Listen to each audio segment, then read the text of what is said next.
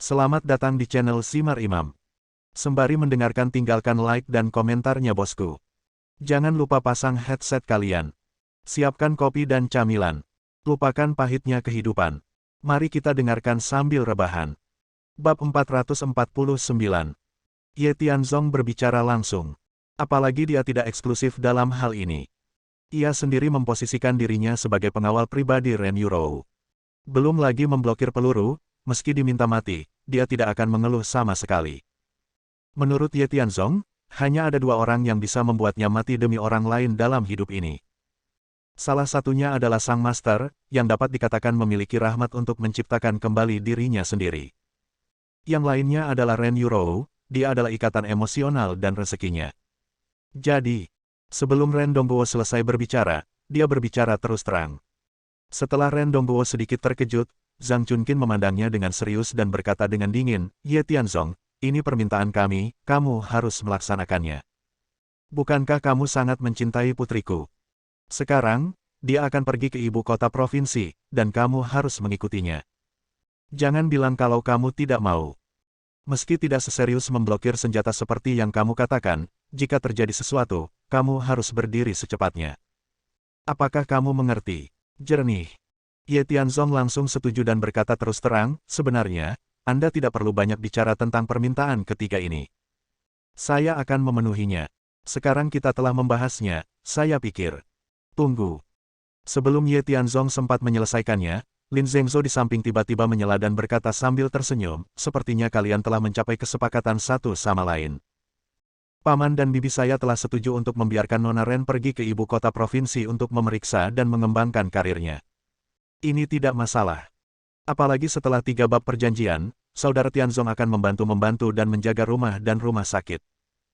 Namun, jangan lupa, ada perjanjian lain di antara kita, yaitu, setelah saya menempatkan Anda di ibu kota provinsi, saya juga punya permintaan kecil, saya harap Anda setuju. Yah, Zhengzhou, katakan. Sikap Ren Dongguo terhadap Lin Zhengzhou sangat baik. Dan Zhang Chunqin perlahan-lahan menurunkan kewaspadaannya terhadapnya, terutama setelah berpikir bahwa dia masih memiliki banyak sumber daya di ibu kota provinsi. Jika dia dapat menggunakannya dengan baik, dia mungkin dapat membawa bisnis keluarganya ke tingkat yang lebih tinggi. Tidak masalah bagaimana kamu menyukainya, Ye Tianzong jauh lebih baik dari sampah ini. Jadi, dia telah lama bertekad dalam hatinya bahwa dia akan dengan sepenuh hati mendukung Lin Zhengzhou, selama itu tidak berlebihan, dia akan sepenuhnya menuruti permintaannya.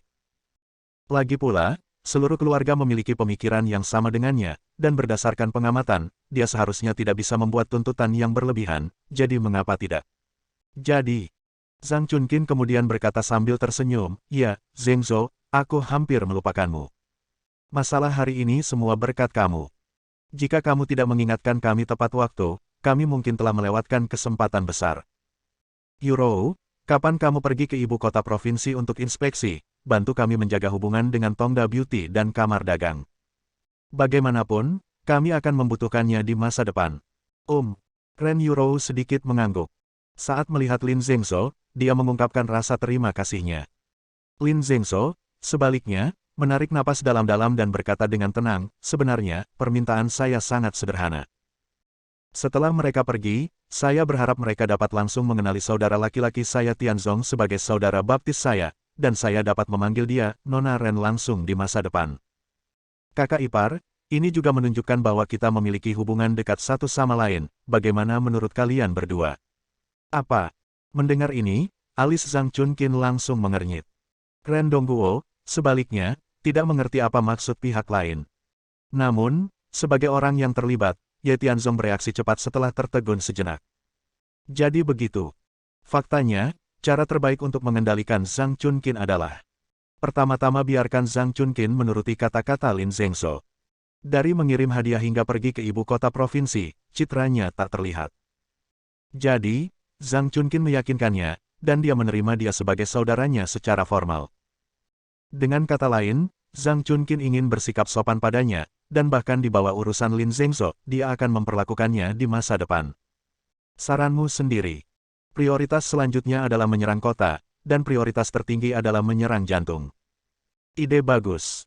Faktanya, Ye Tianzong telah memikirkan rencana seperti itu sebelumnya. Namun saya belum menemukan kandidat yang cocok untuk memanfaatkan kekuatan semacam ini. Dan sekarang penampilan Lin Zhengzhou telah mengisi kekosongannya dengan sempurna. Yang bisa saya katakan adalah, bagus sekali. Apakah kamu menganggapnya sebagai saudara baptismu? Wajah Zhang Chunqin menjadi serius, dan dia bertanya dengan bingung, Zhengzhou, sebenarnya kamu tidak perlu melakukan hal-hal sia-sia itu. Dalam hati bibi, kamu sudah menjadi anggota keluarga kami. Selama kami mengenali kamu, dia tidak masalah apakah kamu setuju atau tidak, kamu. Tidak, ini penting. Sebenarnya saya selalu punya keinginan, yaitu belajar keterampilan medis. Dan saya tahu bahwa saudara Tianzong baru saja membuka klinik, dan sejauh ini hasilnya bagus.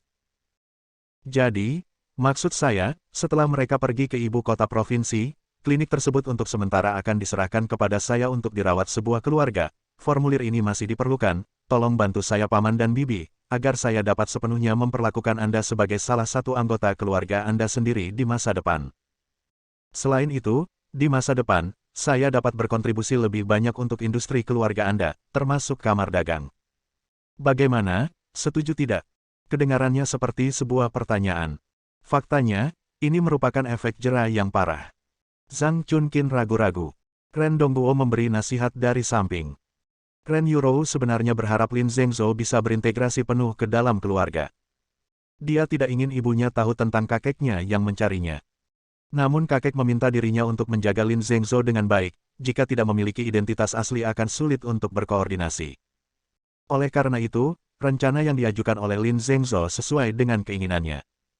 Jadi, dia menarik napas dalam-dalam dan berkata terus terang, Bu, ini tidak ada salahnya sama sekali. Zhengzhou telah menjadi keluarga kami. Ini adalah konsensus kami. Namun, Anda tidak dapat mengenali dia sebagai anak baptis Anda atau menikah dengannya pada saat yang sama. Kami memanggil satu sama lain sebagai saudara, jadi menjadi saudara dengan nama keluarga berbeda dan Ye Tianzong sepertinya menjadi solusi yang baik. Kedepannya, dia bisa terlibat dalam banyak hal di keluarga kami, belum lagi Anda juga telah melihat energinya, ini bukan apakah ini lebih kuat. Kata-kata Ren Yurou menyentuh hati Zhang Chunqin. Meskipun dia sedikit ragu-ragu, demi keuntungan, dia hanya bisa membiarkannya pergi. Akhirnya, setelah berdiskusi singkat dengan Ren Dongguo, dia mengangguk setuju dan berkata, Oke, kami berjanji padamu, kamu dan Ye Tianzong, kami adalah saudara angkat, dan mulai sekarang, mereka adalah keluarga kita sendiri. Bagus sekali, sudah diputuskan, Ren Dongguo sangat gembira. Setelah Lin Zhengzhou dan Ye Tianzong langsung menjadi saudara, dia mengangkat kepalanya dan berkata dengan sungguh-sungguh, Bibi, jika sesuatu terjadi pada saya di masa depan, Anda harus mendukung saya. Tentu saja, saudara Tianzong adalah saudara saya. Saya akan sepenuhnya patuh kata-kata kakakku, dan kuharap kalian dapat bekerja sama lebih aktif di masa depan. Tentu saja saya pasti akan bekerja sama, saya pasti akan bekerja sama. Zhang Chunqin terpaksa merespons tanpa daya. Namun, setelah memikirkannya dengan hati-hati, dia tiba-tiba merasa telah ditipu. Jika dia mendengarkan kata-kata Lin Zhengzhou, itu tidak setara dengan mendengarkan sampah ini. Sungguh menjengkelkan hanya dengan memikirkannya. Untungnya, dengan kepemimpinan Lin Zhengzhou, saya yakin karir saya akan menjadi lebih baik dan lebih baik serta lancar di masa depan. Oke, ini sudah larut. Ayah dan ibu, silakan naik ke atas dan istirahat dulu. Saya di sini bersama Tianzong dan Zhengzhou, dan kami akan membuat rencana rinci untuk perjalanan kami ke ibu kota provinsi. Sebenarnya hanya 2 atau 3 hari. Ini bukan waktu yang lama. Jangan terlalu khawatir. Ren Yurou menghiburnya. Zhang Chunqin dan Zhang Chunqin juga mengangguk sambil tersenyum, berbalik, dan berencana berjalan ke atas. Meskipun masalah pergi ke ibu kota provinsi telah berhasil diselesaikan, dan dengan bantuan Lin Zhengzhou, Zhang Chunqin seharusnya tidak berani membuat masalah dengannya lagi, namun dia masih sedikit khawatir. Menurut Paman Fu, bukankah Ren Fengping datang malam ini untuk menimbulkan masalah? Mengapa dia belum datang? Posisi Presiden Grup Ren telah diambil. Ini adalah satu-satunya penghalang baginya. Dia pasti akan menjadi gila. Jika dia tidak datang sekarang, apakah ada sesuatu yang terjadi sementara itu? Tianzong, apa yang kamu khawatirkan? Melihat ekspresi Ye Tianzong, Ren Yurou tahu bahwa dia sedang memikirkan sesuatu. Dua orang telah bersama selama jangka waktu tertentu, dan Anda dapat mengetahui apa yang dipikirkan orang lain melalui perkataan dan perbuatan mereka. Oleh karena itu, dia datang secara khusus dan bertanya dengan suara rendah. Meskipun Ye Tianzong khawatir, dia tidak ingin menimbulkan tekanan psikologis apapun pada Ren Yurou, jadi dia hanya tersenyum dan melambaikan tangannya. Tetapi saat ini, Lin Zhengzhou datang dan berkata sambil tersenyum, "Kakak ipar, kekhawatiran saudara Tianzong telah datang sekarang." Saat Ren Yurou masih bingung, Ye Tianzong tanpa sadar mengangkat kepalanya dan berbalik untuk melihat ke atas. Kemudian, melalui jendela dan di luar pintu, Ren Fengping bergegas masuk dengan marah bersama beberapa orang dari masyarakat. Paman Fu, sebaliknya, mencoba yang terbaik untuk mencegahnya dari samping, tetapi tidak berhasil, dia bahkan didorong dan didorong oleh Ren Fengping. Usianya sudah puluhan tahun, dan kesehatannya awalnya kurang baik, kini ia masih terusir seperti ini, menyebabkan dia terjatuh ke tanah beberapa kali. Namun sikapnya sangat sederhana, ia terjatuh dan bangun berkali-kali. Bahkan ia bergegas masuk ke hadapan mereka dan berteriak keras, "Tuan, Nyonya, ini tidak baik, ini tidak baik." Fubo. Ren Dongguo mengerutkan kening. Setiap kali melihat Paman Fu, Zhang Chunqin menjadi sangat marah. Sebab, sejak ia menjadi pengurus rumah tangga, sepertinya tidak ada yang berjalan baik dalam keluarga.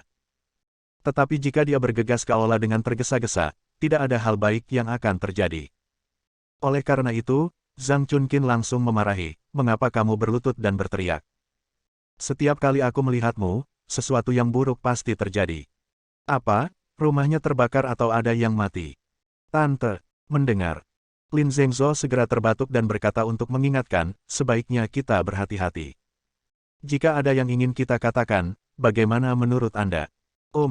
Lin Zhengzhou masih punya jalan. Sekadar pengingat sederhana, Zhang Chunqin langsung bertingkah seperti kucing dan tidak peduli, lalu dia mengubah nada suaranya dan bertanya, "Katakan padaku, apa yang terjadi? Untuk orang yang begitu tua, bagaimana aku bisa? Kamu tidak tahu harus kemana, tenanglah, kamu terburu-buru setiap hari, dan kamu tidak tahu apa yang ada di kepalamu." Bab 450. Serahkan padaku, Bu. Ya, seseorang bernama Ren Fengping yang datang ke sini untuk menimbulkan masalah bagi keluarga kami. Saya tidak bisa menghentikan mereka sama sekali. Terlebih lagi, mereka sangat banyak dan kuat. Mereka terlihat sangat mengancam sehingga bahkan penjaga keamanan di depan pintu kita tidak dapat menghentikan mereka. Apa? Mendengar. Zhang Chunqin sangat marah. Dia meninggikan suaranya, tetapi setelah melihat ke arah Lin Zhengzhou, dia menahan amarahnya, menarik napas dalam-dalam, dan bertanya, "Kalian, termasuk penjaga keamanan yang disewa di depan pintu saya, semuanya adalah orang-orang yang sangat baik. Apa yang kamu lakukan untuk membesarkanmu? Kamu bahkan tidak bisa menghentikan beberapa orang, tapi kamu sebenarnya." "Tidak, Ren Fengping itu mengaku sebagai saudara perempuan majikannya. Ini keluargamu, dan kami tidak berani menghentikannya dengan mudah." Wajah Fubo dipenuhi keluhan. Baru kemudian Zhang Chunqin bereaksi dan bertanya dengan curiga, "Kamu baru saja berkata, siapa nama orang yang datang untuk membuat masalah?" "Ren Fengping." Dia menyebut dirinya. "Itu saudariku." Sebelum Fubo menyelesaikan kata-katanya, Ren Dongguo mulai berteriak secara emosional. Terlihat bahwa meskipun Sister Fengping biasanya datang dan membunuh seluruh keluarga mereka, hal itu cukup penuh kebencian. Namun, bagaimanapun juga, darah dan darah saling berhubungan. Dalam pandangan Ren Dongguo, segala sesuatu di masa lalu bisa berlalu. Selama dia bisa menatap masa depan dan berdedikasi untuk berbuat baik, dia bisa mentolerir segalanya.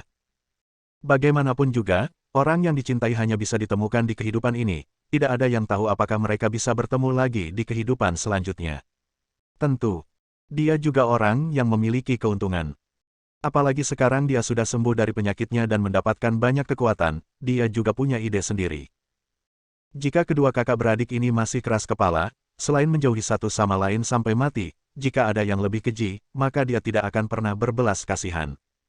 "Sayang, kakakku ada di sini. Sepertinya dia sedang dalam masalah. Namun, dengarkan aku tentang masalah ini. Biarkan aku bernegosiasi dulu. Jika tidak bisa ditangani dengan baik, kita bisa mencari tahu nanti. Lagi pula, aku tahu betul emosimu. Jika kamu bisa menghindarinya, cobalah untuk menghindarinya." Ren Dongguo berbicara dengan tulus. Zhang Chunqin sedang dalam suasana hati yang baik sekarang, dan tidak perlu berdebat dengan wanita gila Ren Fengping ini. Dia hanya mendengus dan berkata dengan ringan, "Tentu saja, selama dia tidak memprovokasi saya, dia dapat melakukan apapun yang dia inginkan. Namun, Melihat postur agresif mereka saat ini, sepertinya itu seperti kanibalisme. Jika ada yang berani melawan saya berdua, saya akan. Apa yang bisa kau lakukan? Apakah kamu akan memakanku atau apa? Ayo, aku di sini, datang dan makan aku jika kamu bisa. Sebelum Zhang Chunkin selesai mengintimidasinya, teriakan keras Ren Fengping terdengar dari luar rumah. Dan orang-orang yang mengikutinya memang gangster di masyarakat. Seluruh tubuhnya diukir dengan naga dan burung phoenix, terlihat sangat arogan. Apalagi ada beberapa senjata di tangannya, sepertinya kalau pembicaraannya tidak bagus, kapan saja akan terjadi perkelahian. Ini Feng Ping. Datang ke sini hari ini pasti karena pemberontakan Cui Haonian, yang tidak bisa dia terima.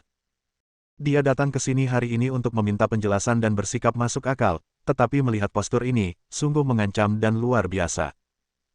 Namun, di mata Ye Tianzong, orang-orang ini hanyalah badut dan tidak perlu dikhawatirkan.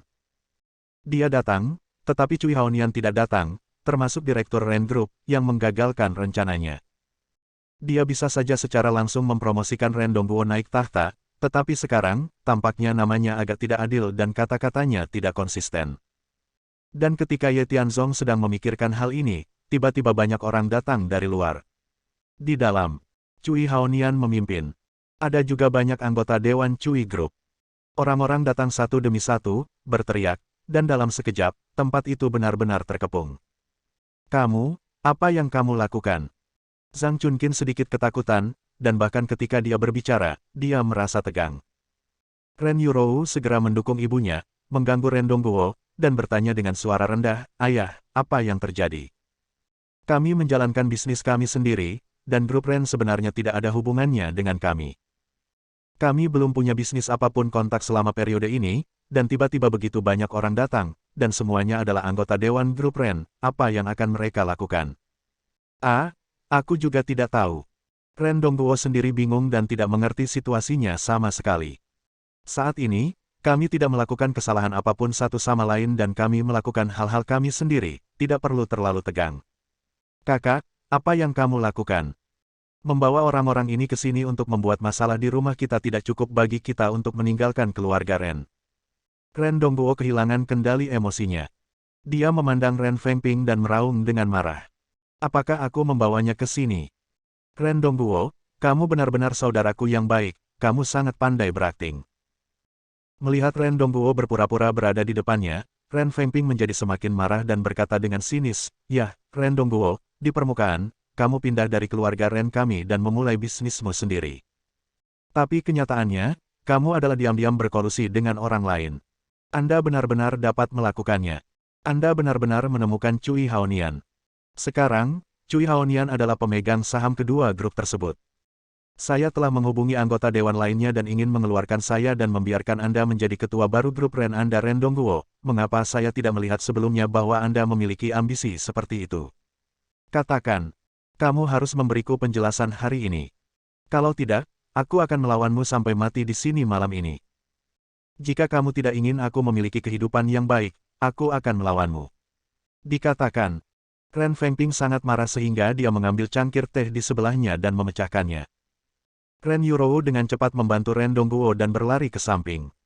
Setelah tertegun sejenak, Zhang Chunkin tiba-tiba tertawa keras dan berkata dengan riang, "Jadi dia datang untuk memohon belas kasihan dari kami. Saya tidak menyangka bahwa orang-orang yang berada di atas saya semangat di saat-saat bahagia. Saya bertanya mengapa suasana hati saya begitu baik akhir-akhir ini. Ternyata seseorang berinisiatif membawakan properti itu ke rumah saya. Meskipun grup Ren hanya keluarga kelas 2, daging lalat juga daging. Jika Anda bisa mendapatkannya, perlakukan itu sebagai aset tambahan kami sebenarnya adalah hal yang baik." Zhang Chunkin, kamu. Kak, apa yang sebenarnya terjadi? Aku tidak tahu.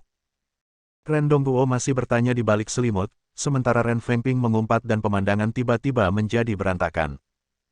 Pada saat ini, Cui Haonian secara tidak sadar ingin datang, tetapi dihentikan oleh mata Ye Tianzong, dia menggelengkan kepalanya sedikit dan memberi isyarat dengan matanya.